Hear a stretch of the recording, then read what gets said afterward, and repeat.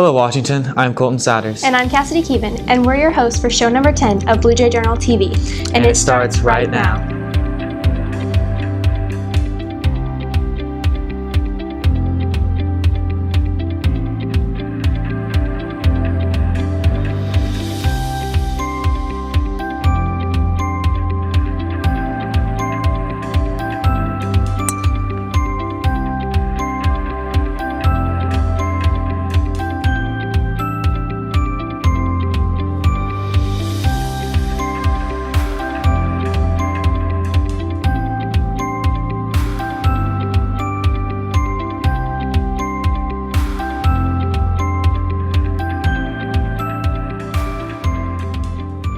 At some point, we all have to deal with grief. The loss of someone we love can be overwhelming, especially for teens, but there are ways to cope.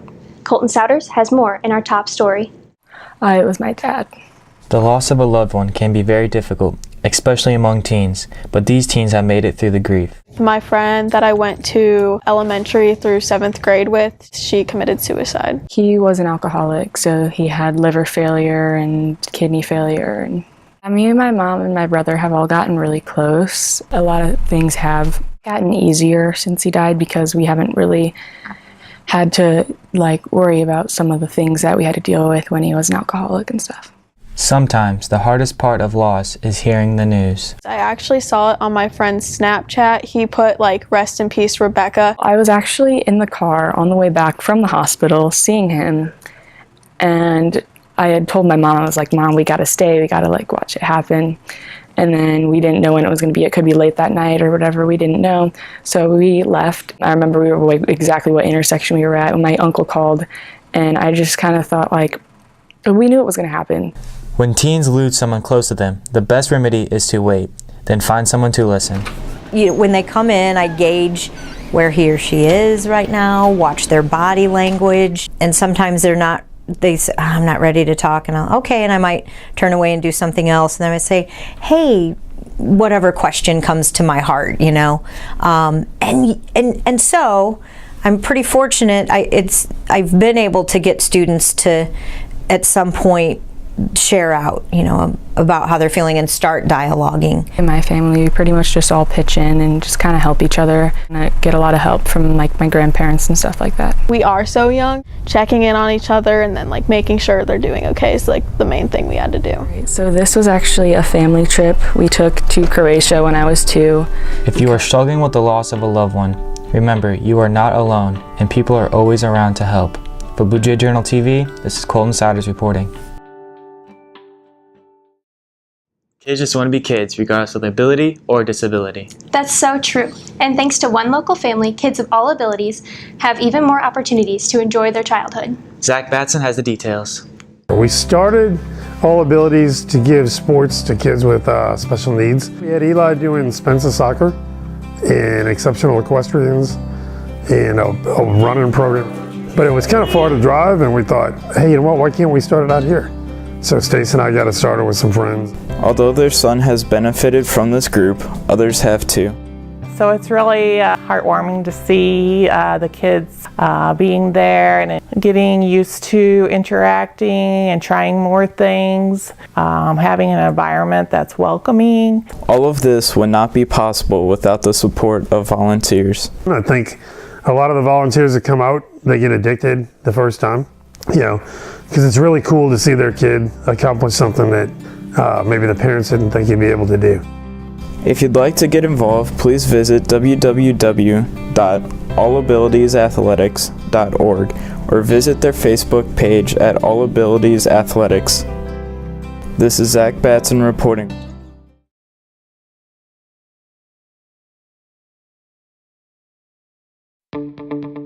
Really cool.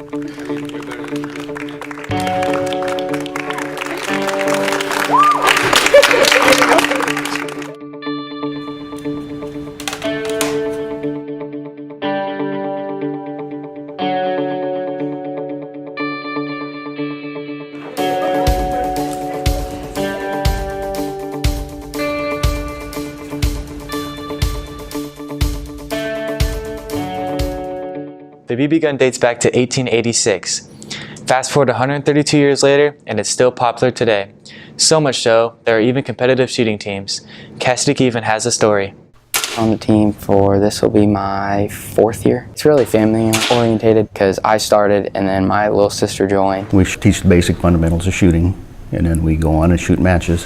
Dave and Debbie Rately have been coaching the Washington, Missouri BB gun team for nearly 30 years, and the lessons learned are more than just shooting. I enjoy seeing how the kids mature and how they progress from the time they first begin the program, which is usually 8 or 9, until they age out at 15, and just seeing how they mature. When asked how many kids Dave thought he had taught gun safety to over the years, his response was, That's a good question. Hundreds. I don't know an exact number.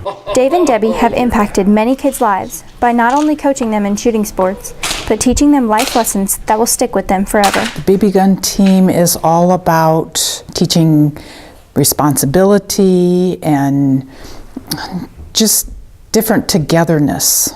The kids on the team have to know the different components of being on the team. It consists of 5 parts. It's 4 shooting positions. It's prone, sitting, kneeling, and standing. And then we do a written test. The test consists of 25 to 50 questions, usually true or false, on how they comprehend and remember what's all in the study material. Even though being on the team takes some time and effort, it is more than just a group of people learning gun safety, but it is more like a family. Everyone's like a tight-knit group. We're all like have fun all the time, and it's never a dull moment when you're practicing. We've had some great kids over the years. You know, in 29 years, we've had a wide variety, and we've had some of the best kids in the area. For Blue Jay Journal TV, I'm Cassidy Keevan reporting.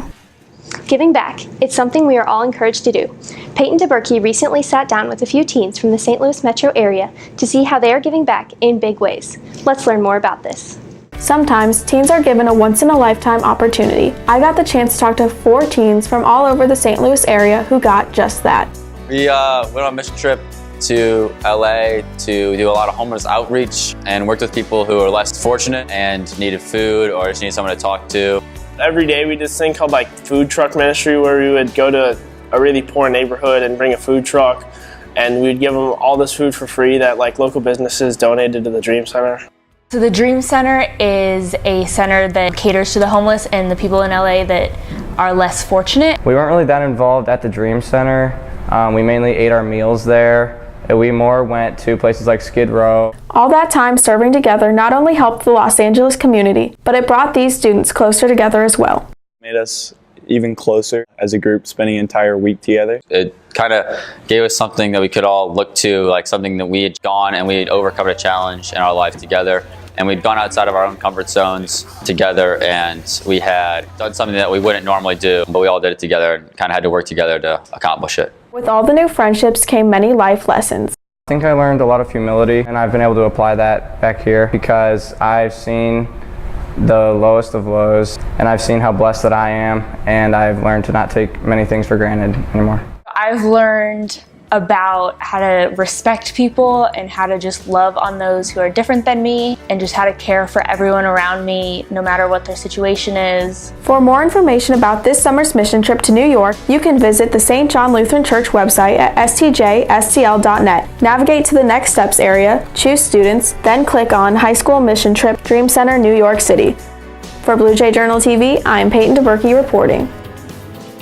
Well, we reached the end of the show, and Cassie and I want to thank you for watching. Remember to visit us online at www.bluejayjournal.com. Have a great day, Washington.